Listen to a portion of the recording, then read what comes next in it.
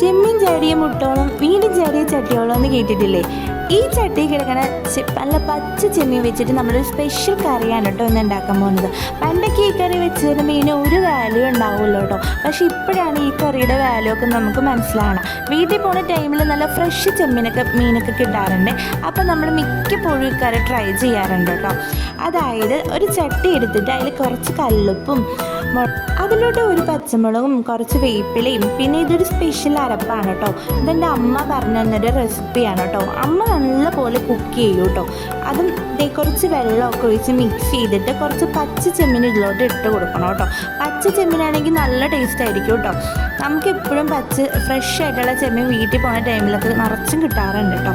അത് കഴിഞ്ഞ് നമ്മൾ അടുപ്പിലാട്ട് ഉണ്ടാക്കണം. അടുപ്പിലുണ്ടാക്കുമ്പോൾ വേറൊരു ടേസ്റ്റാണ് കേട്ടോ. നമ്മൾ ഗ്യാസിൽ വെക്കുമ്പോൾ അത്രയും ടേസ്റ്റ് കിട്ടാറില്ല കേട്ടോ.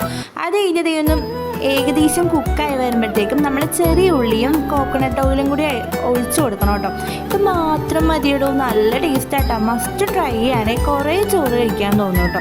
പക്ഷേ ഇതിൻ്റെയൊക്കെ വാല്യൂ നമുക്ക് ഇപ്പോഴാണ് മനസ്സിലാവുന്നത്. അപ്പോൾ നമ്മുടെ കറി ഇവിടെ റെഡിയായി. ട്രൈ ചെയ്ത് നോക്കണേ. അപ്പോൾ ബൈ.